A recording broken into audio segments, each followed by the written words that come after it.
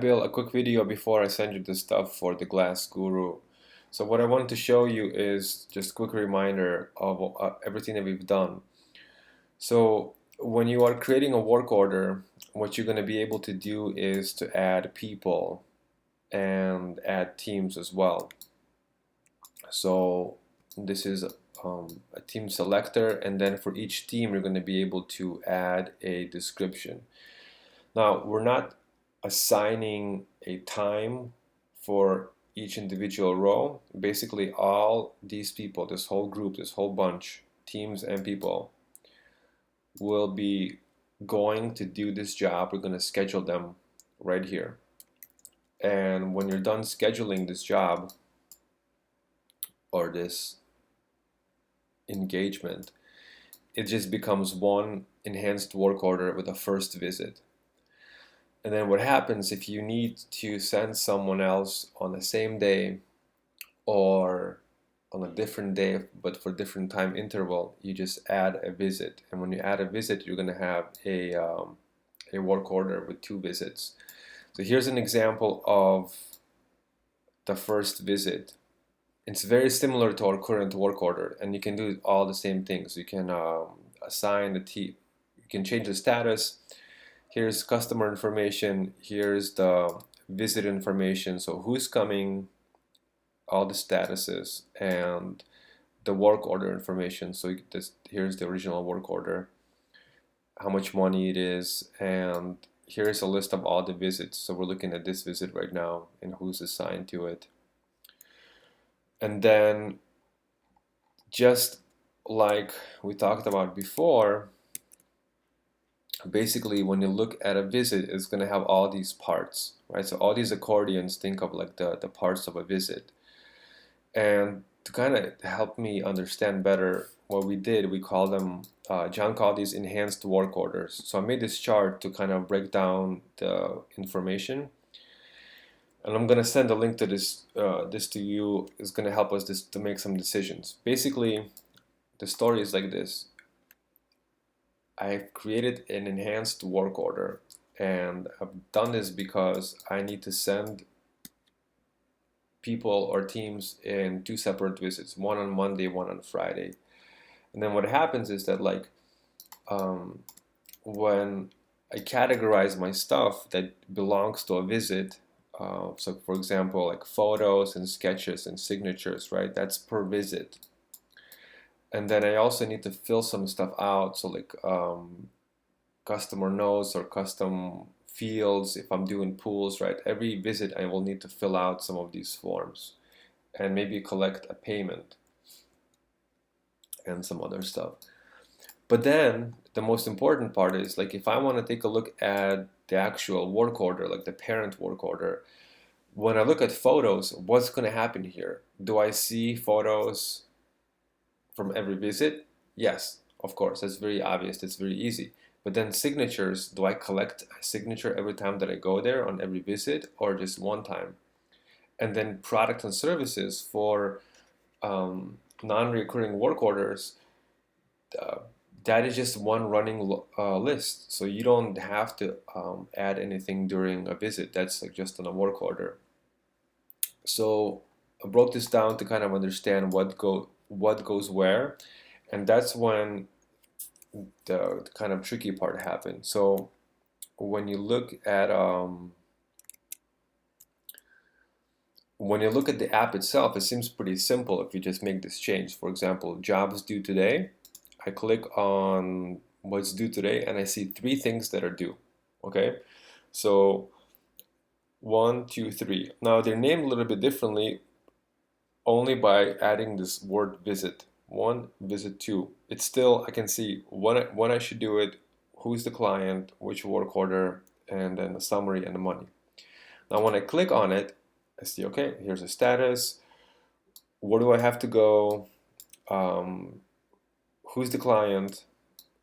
All this other secondary information like attachments, pictures, notes, knowledge based. This is basically like everything from the existing functionality. And what we would add here, if I want to see what does this visit roll up to, like this big parent enhanced work order, when I click on it, Now here's like the summary. So we repeat the customer information on this branch, and we can collect the payment. And here's a summary of all the visits, the schedule, and who's going to do these jobs. So the tricky part is when you look at the current information, like this general info, photos and sketches and signatures, how do we organize it? And when I laid this out, I think John and I and you had all these different ideas of how to solve for this. So basically, sorry, this is what I'm getting to. I'm looking at visit 1, and if I go to the parent work order of this visit, I'm going to be on a work order screen. And now I see the visits, and there's stuff like sketches or photos, right, of this work order. So that was a simple solution. If I want to, I can see the sketches or, for example, signatures. Signatures from visit 1 on this date. I click on a signature. I see the signature from visit 1. I close it. I can see the signature from visit 2. I don't know if you would collect 2 signatures, but let's just say that's how we structured it, right? Same with sketches and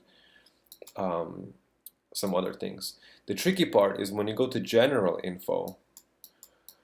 Now, general info has stuff like another layer, like attachments and notes, assets, and knowledge base. So knowledge base is all the PDFs and all the documentation that's attached to the work order, but you should be able to access it from every visit. But when it comes to customer attachments or customer fields or customer notes, that's when we have a little bit different ways of how to solve it. So what I did, I basically solved of how to, in every possible way of how this can be laid out, and then we can just pick one. For example, when you click on customer custom fields, it could just be like a running list of all, like a big form that's filled out. If there has been a visit, like multiple visits, we can fork it, and then when you click on a visit, then you see this form filled out per visit. We can also just run everything on one screen, like visit 1, here's the form, visit 2, here's the form. Obviously not a good pattern, not very user-friendly, but these are 4 possible solutions of how we can solve for it. Same thing for notes. Let's say if there's 1 note per customer, here's a note, here's a private note. If there are multiple visits and people would want to add notes per visit, here's this pattern. I just made everything, every possible pattern, so we can pick and choose which one would work the best. So what I'm gonna do, I'm gonna send you some of these screenshots. I will send you the visit screen right here. Should be able to send you an InVision link to the mobile app. So jobs due today, you see jobs, click on one, here's the first visit, you can roll up to the parent and dig deeper, whatever you need to do in here. You can see like it goes back to the visit, kind of a carousel. And I will send you a link to this of how I broke down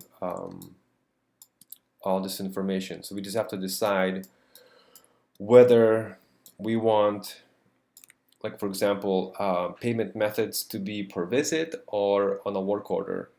Obviously, payment visits should probably be on a work order, and you should be able to access them from any visit. But some of the things were like up for discussion with John, so this would be a good starting point.